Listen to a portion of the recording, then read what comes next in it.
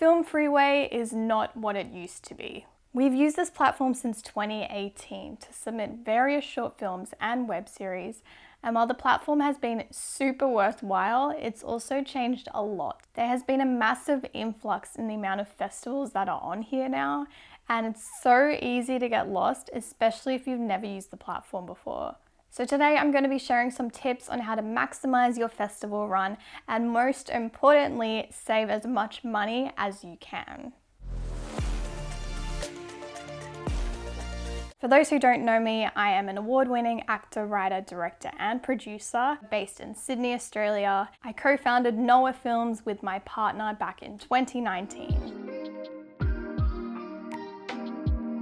So, what festivals should you enter? Usually where we start is we go, I want to submit to all the big festivals. Sundance, Cannes, Tribeca, all the big ones. Of course, if you believe in your project that much, go ahead, give it a shot. We've submitted to a range of festivals from the big ones to the mid-tier and to the indie ones. We found when it comes to the really big festivals, you have a much higher chance of getting selected if your film does have a budget and is of a very high quality standard when it comes to the equipment you've used, the crew, the amount of people you have on board, and just how high quality it is when it's finished. And if you have a name, you have a higher chance of getting in. If you feel like this is a project that you're just starting and you just want to test the waters, I probably wouldn't submit to those big ones until you have a very serious film that you've really worked hard on and you really believe in and you've put some money into it. Having said that though, there are festivals such as Sundance who do leave room for unknown talent, but they really have a unique perspective and a unique idea and story. So once again, if you really do believe in your project, give it a shot.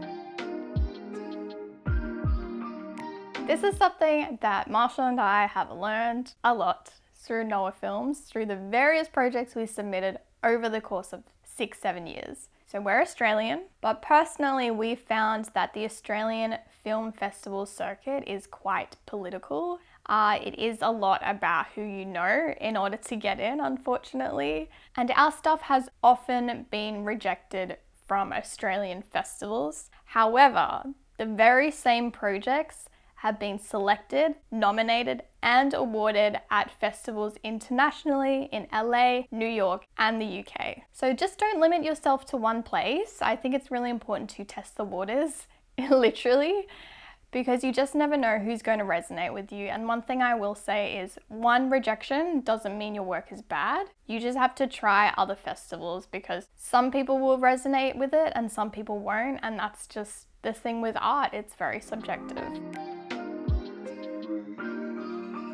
As an indie filmmaker starting out, there are a ton of indie film festivals that you can submit to that are very worthwhile and can often be a great stepping stone to larger festivals and to larger projects. However, there are also many festivals, many now, that are just money grabs and aren't legit, and you really have to watch out for because there are so many more now than there were when I started. So when searching for festivals, the main points that I would say to look out for are: how long has this festival been running?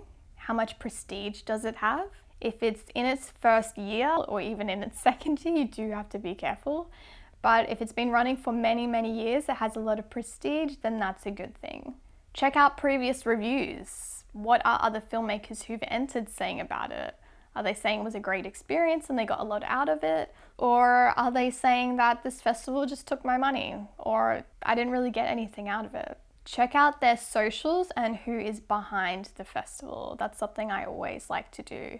If they don't have any social media, I'm always a bit skeptical about that because obviously we're in a day and age that you need it to advertise and to showcase things. So if they've got a good social media and they're active on it, that's a good thing. But if they have nothing, I would be a bit concerned about that.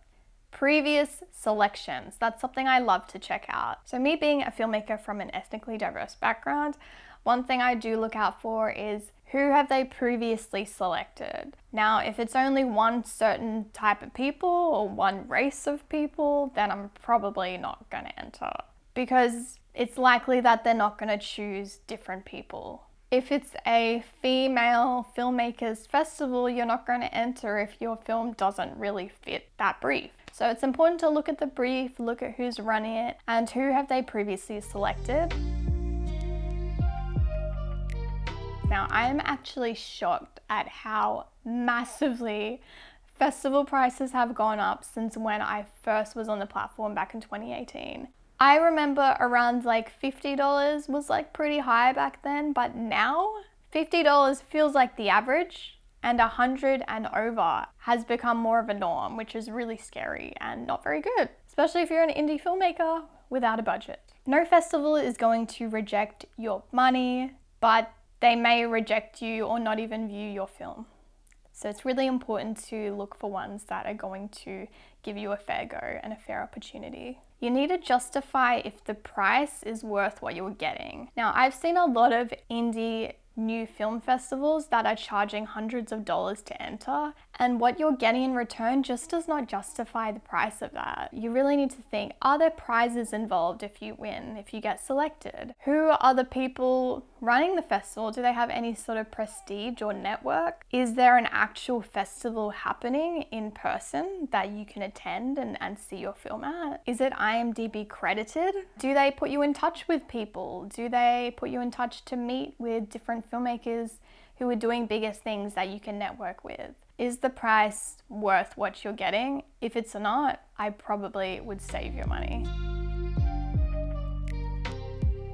Indie festivals have their own circuit, just like the big festivals have their own circuit. Just because it's indie festival does not mean it's a bad thing, because there are some really good indie festivals out there. I like to go for ones that at least have a city in the title. It sounds a bit more serious as well than a festival that just has like a really random name and you're like, what even is that festival? If you were to tell someone, oh, hey, I got into this festival, like, huh?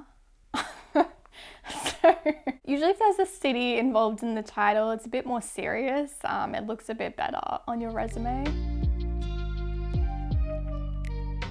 FilmFreeway Gold. I think FilmFreeway Gold is good. It does save you money. I think it's definitely worth it once you're going to start your festival run.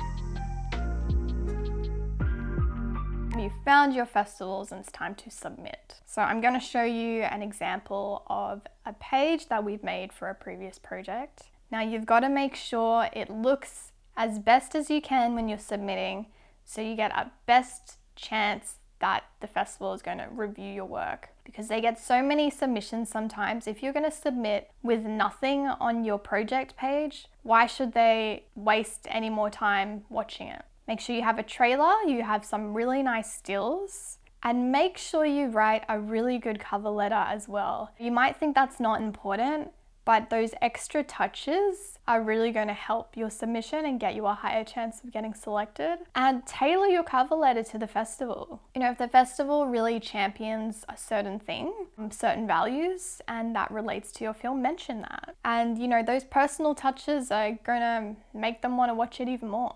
Well, there you go. There's a simple rundown on FilmFreeway and some tips and tricks that can help you save your money. We know how hard it is as indie filmmakers, and the more money you can save, the better. It's really disheartening when you spend a lot of money submitting and you don't get anything. So hopefully these tips can maximize your festival run and get you into those festivals. But of course, it all comes down to the project, how passionate you are about the project and how you put it all together. Comment down below if you have a trailer to your film, because we'd love to check it out. As always, thanks for watching and we'll see you next time. Bye.